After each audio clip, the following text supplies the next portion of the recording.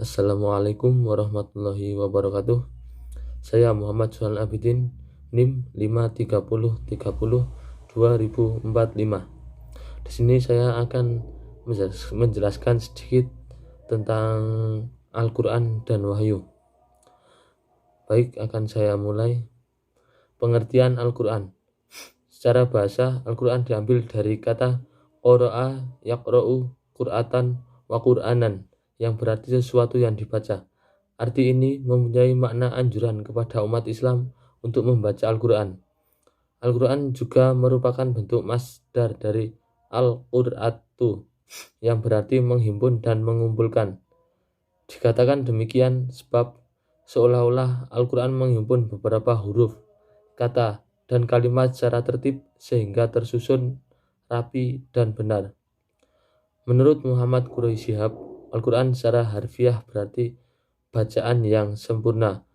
Ia merupakan sesuatu pilihan yang Allah sudah berikan dan itu sudah tepat, karena tiada suatu bacaan apapun sejak manusia mengenal tulis baca 5.000 tahun yang lalu yang dapat menandingi Al-Quran. Bacaan sempurna lagi mulia. Dan juga Al-Quran Al-Quran mempunyai arti menempulkan dan menghimpun. Qiraah berarti menghimpun huruf-huruf dan kata-kata satu dengan yang lain dalam suatu ucapan yang tersusun rapi. Al-Quran pada mulanya seperti qiraah, yaitu masdar dari kata qara'a, qira'atan, Qur'anan. Al-Quran menurut istilah adalah firman Allah Subhanahu wa Ta'ala yang disampaikan oleh malaikat Jibril dengan redaksi langsung dari Allah Subhanahu wa Ta'ala kepada Nabi Muhammad SAW, dan yang diterima oleh umat Islam dari generasi ke generasi tanpa ada perubahan. Sementara menurut para ahli usul fikih, Al-Quran secara istilah adalah kalam Allah yang mengandung mukjizat atau sesuatu yang luar biasa yang melemahkan lawan, diturunkan kepada penutup para nabi atau khotamul anbiya dan rasul, yaitu Nabi Muhammad SAW, melalui malaikat Jibril, tertulis pada mushaf, diriwayatkan kepada kita secara mutawatir, membacanya dinilai ibadah, dan dimulai dari surah Al-Fatihah dan diakhiri dengan surah An-Nas. Berdasarkan definisi di atas, maka setidaknya ada 5 faktor penting yang menjadi faktor karakteristik Al-Quran, yaitu 1. Al-Quran adalah firman atau kalam Allah, bukan perkataan malaikat Jibril. Dia hanya sebagai penyampai wahyu dari Allah, bukan sabda Nabi Muhammad SAW. Beliau hanya penerima wahyu Al-Quran dari Allah dan bukan perkataan manusia. Mereka hanya berkewajiban mengamalkannya. 2. Al-Quran hanya diberikan kepada Nabi Muhammad SAW, tidak diberikan kepada nabi-nabi sebelumnya. Kitab suci yang diberikan kepada para nabi sebelumnya bukan bernama Al-Quran, tapi memiliki nama lain, yaitu Zabur, kemudian Taurat, Injil. 3. Al-Quran adalah mukjizat. Maka dalam sepanjang sejarah umat manusia sejak awal turunnya sampai sekarang dan mendatang, tidak ada seorang pun yang mampu menandingi Al-Quran, baik secara individual maupun kolektif, sekalipun mereka ahli sastra, bahasa, dan sependek-pendeknya surat atau ayat. 4.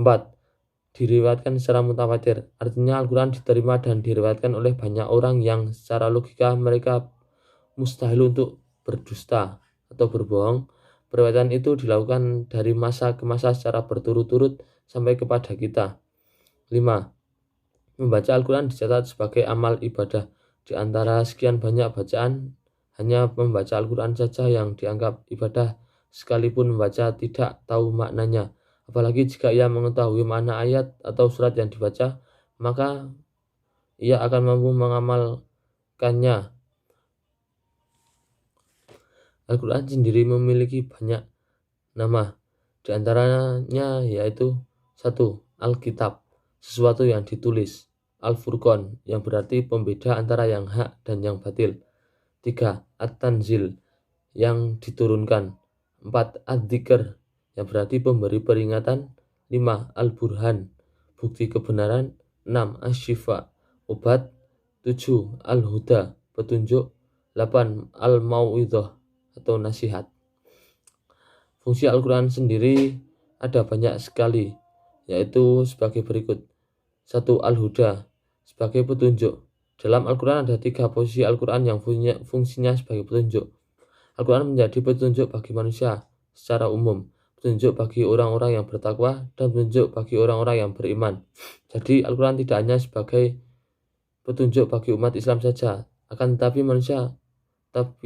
bagi manusia yang lain, yaitu yang memiliki agama lain atau seluruh umat manusia. 2. Asy-Syifa, obat. Di dalam Al-Quran disebutkan bahwa Al-Quran merupakan obat bagi penyakit yang ada di dalam dada manusia, baik itu penyakit jasmani maupun penyakit rohani.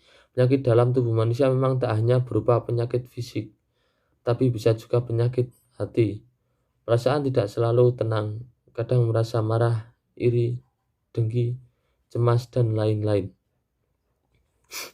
3. Al-Furqan, pemisah. Nama lain Al-Furqan ini berarti pemisah. Ini berkaitan dengan fungsi Al-Quran lainnya yang dapat menjadi pemisah antara yang hak dan yang batil, atau antara yang benar dan yang salah. 4. Al-Mau'idhah atau nasihat.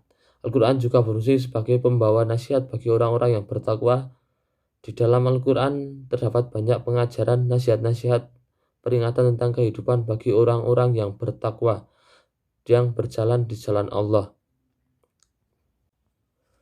Yang kedua yaitu wahyu. Secara bahasa wahyu berasal dari bahasa Arab al-wahyu, yang berarti memberikan isyarat atau pemberitahuan dengan cepat dan tersembunyi. Beberapa definisi wahyu secara bahasa menurut para ahli adalah: 1. Mana al-qotton, ghairu ala yahfi buhaitsu ilaihi yuwajjihu bima al-khassu as-sari'u al-khafiyyu al-ailamu, yang berarti pemberitahuan secara tersembunyi dan cepat yang khusus ditujukan pada orang yang diberitahu tanpa diketahui orang lain. 2. Dr. Muhammad Ali Al-Hasan, al-khafiyatu as-sari'atu al-isyaratu bimakna masdarul wahyu. 2. Dr. Muhammad Ali Al-Hasan, al-wahyu masdaru bimakna al-isyaratu as-sari'atu al-khafiyah. Wahyu adalah masdar yang bermakna isyarat yang cepat dan tersembunyi. Wahyu secara bahasa berarti pemberitahuan yang tersembunyi. Sementara pengertian wahyu secara istilah syar'i yang ditemukan oleh para ahli adalah sebagai berikut. 1. Az-Zuhri, al-wahyu ma yuhiyallahu ilaihi nabiyyi minal anbiya'i fayuthbituhu fi qalbihi. Wahyu adalah apa yang diwahyukan kepada para nabi, kemudian Allah teguhkan wahyu itu di dalam hatinya. 2.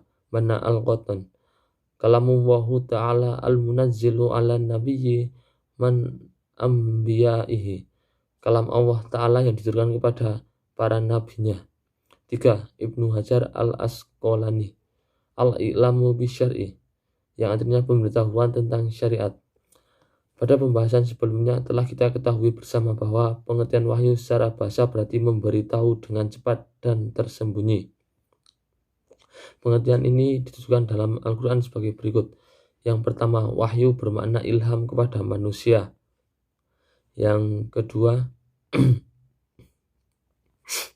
wahyu bermakna naluri yang diberikan kepada hewan. Kemudian yang ketiga, wahyu bermakna memberi isyarat yang cepat.